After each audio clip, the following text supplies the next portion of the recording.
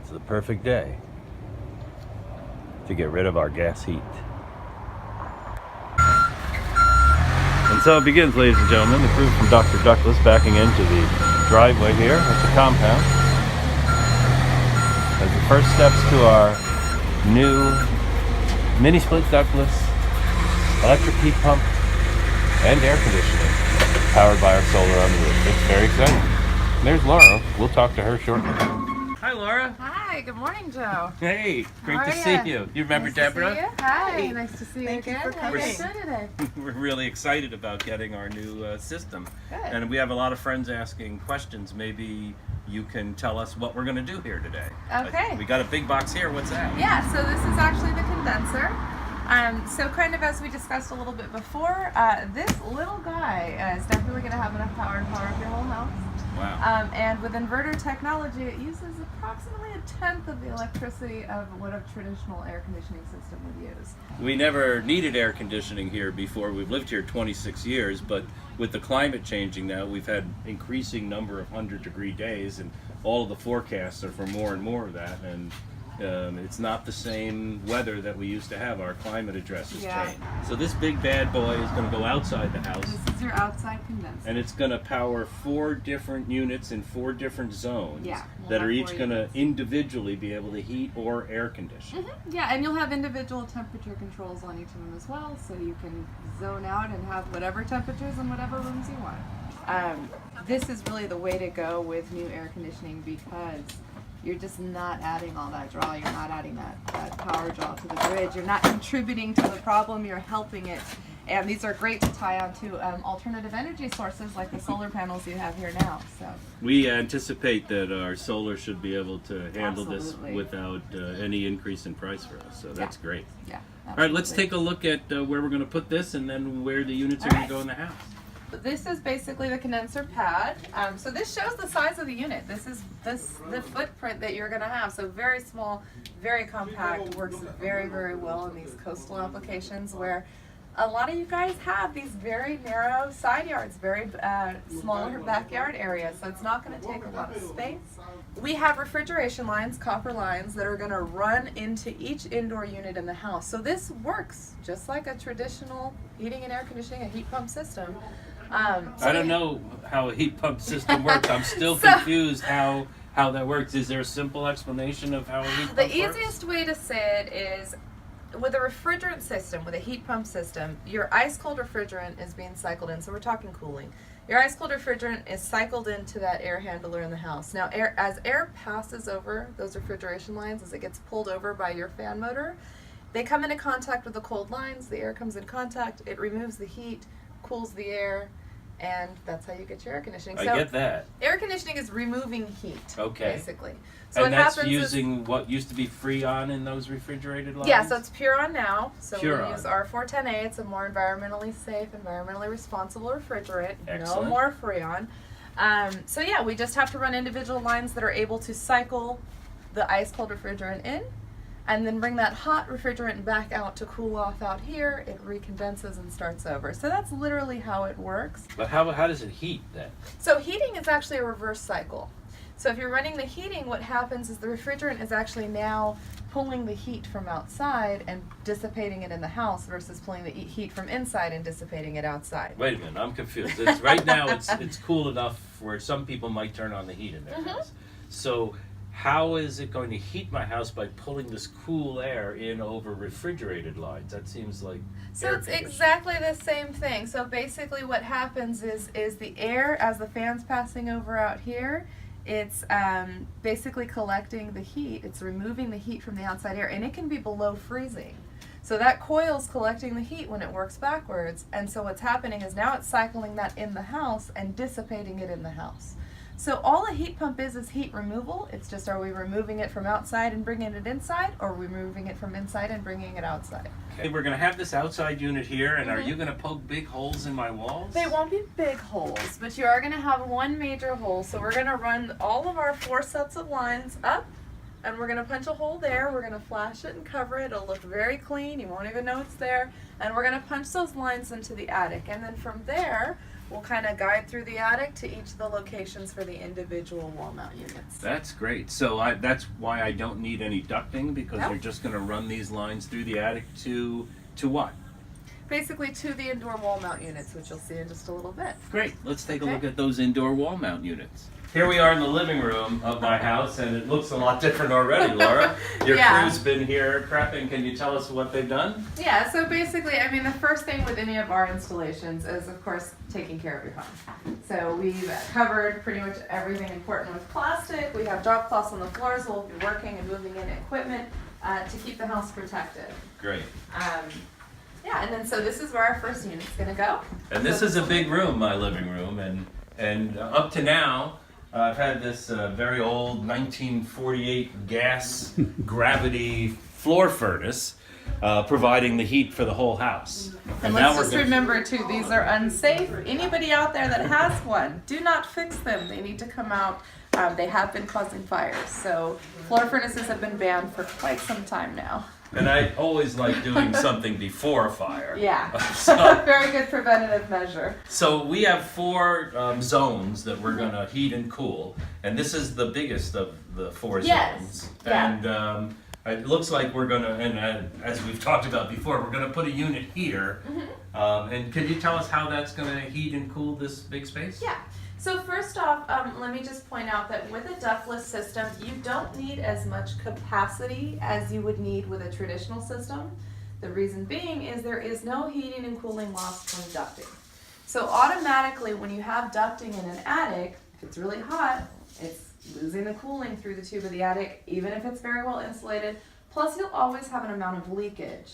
So you never get 100% efficiency from a traditional system. Is that because with a central heat and air system, you're heating and cooling all of that ductwork in addition to the room you're trying to heat Kind and cool? of, yeah. I mean, just think of it, you have your tube and it's insulated, but it's going through a 120, 130 degree attic in the summer. You've just got all that heat load bearing down. You've got 55 degree air going through there. It's going to lose some of its temperature. Okay. In addition, you're always going to have a little bit of leakage, so you're always going to be heating and air conditioning the attic a little bit, Makes even on the sense. best systems. So with these, they are 100% efficient. So you can go with smaller sized equipment, lower capacity units, and still get the heating and cooling effects, and again, just improve efficiency. So we are going with a 12,000 BTU unit, which is more than sufficient enough for this area. So 12,000 will cover this. And then since it's pointing this way, you will have the louvers that allow you to direction the airflow. So if you're sitting in an area where you don't want it blowing directly on you, or you're sitting in the dining room and you want to direct the air that way, you will have the ability to control those louvers and actually direct where you want the airflow to go. Even though it's on this wall, and ideally you would think, well, maybe it needs to be there so it can blow air across the whole room. Not a consideration because the air can be directed from that unit. Yeah, and That's for the beautiful. most part, the way that the air circulates, the goal is for the room to just be comfortable. You don't want to feel the air on. Mm-hmm. And with how quiet these are, you'll barely even notice that it's running anyways. Cool. No pun intended. So we have the unit in the box here. I'll be excited to see that go up. And we're lucky that we have a closet right behind here because you'll, as I've heard you explain it, go through the closet and up into the attic. We won't see anything there. Yeah, That's So beautiful. we definitely want to keep these aesthetic. As I stated before, we are running a whole bunch of lines from that condenser to each individual unit. And we want to hide those lines. We want them well insulated and well hidden. So we're going to go ahead and run these through the attic. We'll drop down into that closet just a little bit, pop a little hole back through, mount it, and you won't see anything on the inside. Let's go into our bedroom and see what we're doing in there. Okay. Sounds like I got my guys in here working already. Yeah, we'll stay out of the way. So again, in here we are covering everything up, pulling the bed away from the wall. Thank you. And then in here, we're gonna go ahead and mount this one on an exterior wall. And my guy's waiting here to Okay, we'll get out of in the there way. with the unit. So That's great, and this is a pretty small bedroom, so that should do a terrific job. And so bedrooms always are slightly oversized. There's only the smallest units are gonna be 6,000 and 7,000 BTUs depending on your brand. So we went with the Daikin here. Daikin's gonna be a 7,000, so it's a little oversized. You just run it on a lower speed most of the time. Well, Laura, we're here in front of my office right now, and one of the things I love about being able to work here is I'm just half a mile from the beach, a 5-minute walk down there. But that had an impact on which brand we chose to go with here, and we went with the Daikin. Mm-hmm. Can you tell us why? Yeah. So there's of course 3 main manufacturers that are good with ductless, and they're all Japanese brands, which are Mitsubishi, Fujitsu, and Daikin. Now each one has its own little niche, but here we chose the Daikin because we are coastal, and Daikin has a special bluefin coating, is what they call it. Bluefin. That goes on the actual coil. So the coil is made of copper, and what doesn't mix well together is copper and salt water. So salt water will deteriorate and destroy the copper over time. So the bluefin coating with Daikin will protect from salt air corrosion. And it will validate the warranty, because some of them, if you install too close to the coast, will not actually cover their warranties if there are corrosion issues. Daikin is not one of them. They absolutely cover their warranties anytime you're installing close to the coast. And when you're talking about warranties, I was impressed that this particular brand comes with a 12-year warranty on the physical parts and whatnot, and then your own guarantee from your company is 5 years. 5 years, yeah. So you get 12 years on your compressor, 12 years on all your parts, and then we cover your labor for 5 years. Great. And the research I did indicates that if you maintain them and take care of your system, that these systems should be good for about 20 years. Is that your experience? As long as you take care of them. Now you are salt air, so just make sure you're keeping an eye on everything, keeping that thing tuned up. But yeah, get at least annual, and if you're using it heavily, biannual services on them to make sure everything's good. And yeah, definitely you can get 20 years out of these easy. Okay.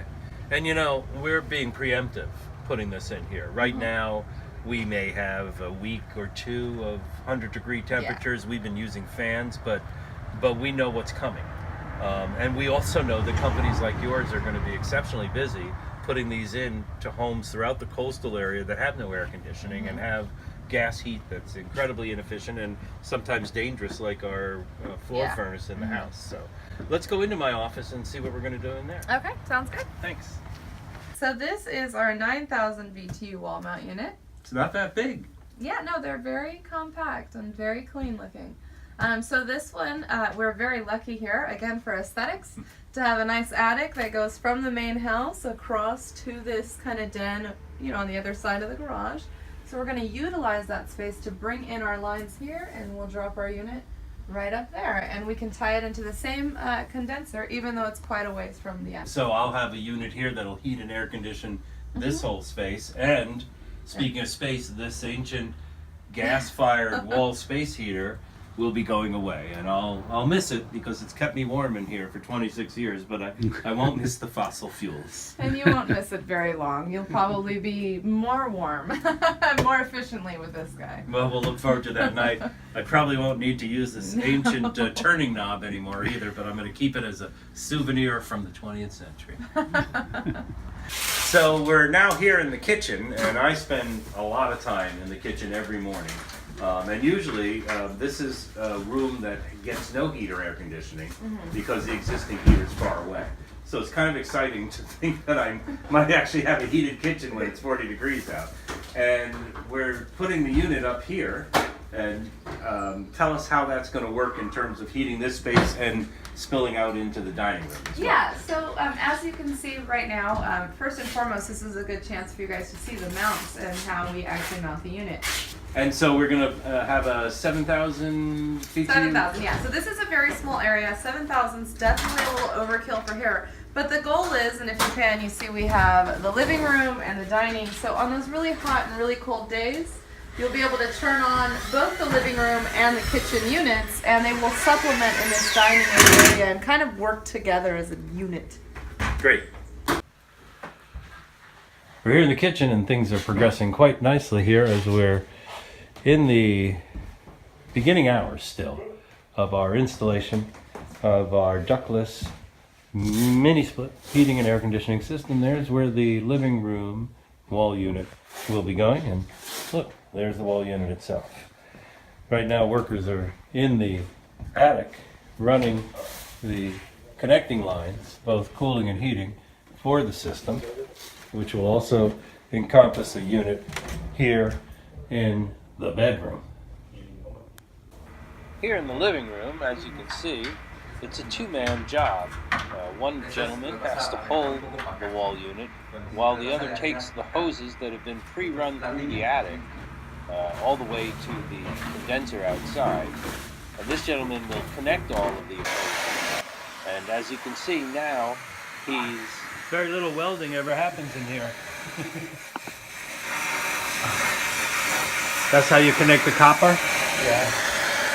Beautiful. Falta de este lado, ¿no?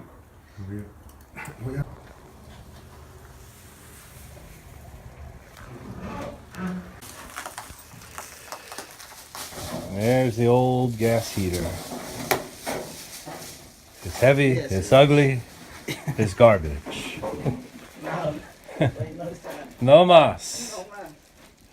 That's a beautiful thing. A hole in the wall where the gas used to be.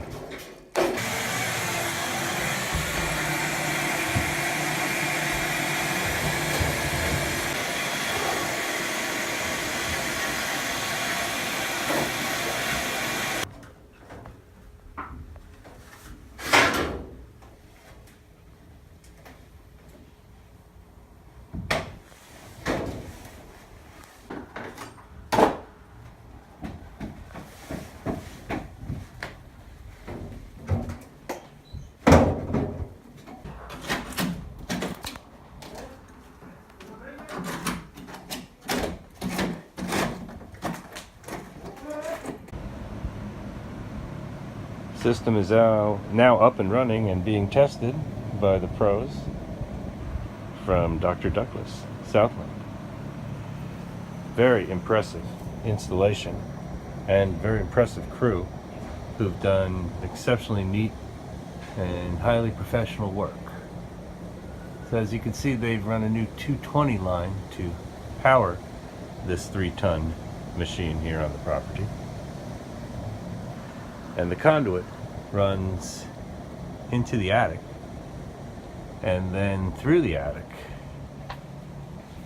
past the solar stuff into the house where the electrical panel lives and breathes. And that would be this panel right here. And as you can see, new circuit breakers have been installed specifically for this system. When we say this system, one of the units is blowing cool air right now here in the kitchen, working rather nicely and powerfully. Another unit is currently also operating very well here in what we like to call the living room. That used to be the heater. Now it's no longer a gas appliance. Let's go out to the office. And let's go through the garage, because through this ceiling runs the ductless work that connects the system to the office through this very unobtrusive black hose that goes into the office attic.